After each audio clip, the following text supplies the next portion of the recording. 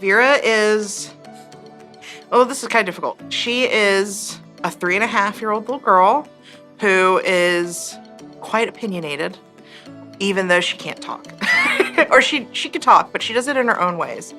I remember the day that we went to the ophthalmologist. He gave us the initial diagnosis that Lewis wouldn't see, and he didn't think he would see anything. And then when we came here and he had that initial evaluation, it was apparent to us because it was like finally sitting in a room where people were excited to learn about our son and what was kind of going on with him and what he could see and what he couldn't see.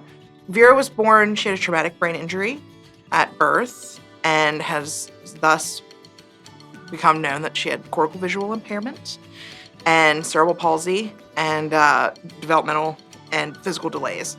Those are just a couple of things about her, but in general, she's quite like a fun little opinionated kid. We joke that we know more about her dislikes sometimes than we do her likes because she lets us know what she doesn't want. Success is not just for the child, success is also for that family. So it's a family learning to help their child navigate this world, build those skills that they're going to need, and that can look really different for every single family and child. Louis was born with some extra fluid on his brain called hydrocephalus. We found that out at about day 1 or day 2. Soon after, he had a major surgery where he got a shunt placed to help get rid of some of that fluid on his brain. He was diagnosed with several other things after that, one being a visual impairment. I love to see kids coming in day after day and doing things that people outside of this building probably would have never thought they could do.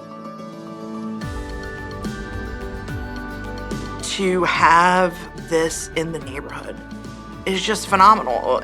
You don't have teachers for visually impaired kids everywhere, but we are so fortunate to live in Kansas City and to be so close to CCVI and have all these resources right here in our back pocket. And I don't know if we would have that if we lived somewhere else.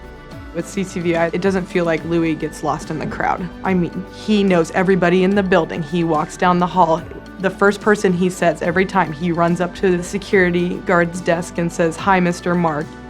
The difference that we make is unmatched anywhere in the city. We are always going above and beyond for our kids. It's a pretty cool thing to get to be part of that. Vera in particular has some medical complexities, and they handle it so well with grace and respect of my child. It's really heartwarming to just see that where they're all at different levels, but the teachers are meeting them where they need to be, and they're able to interact in the same classroom.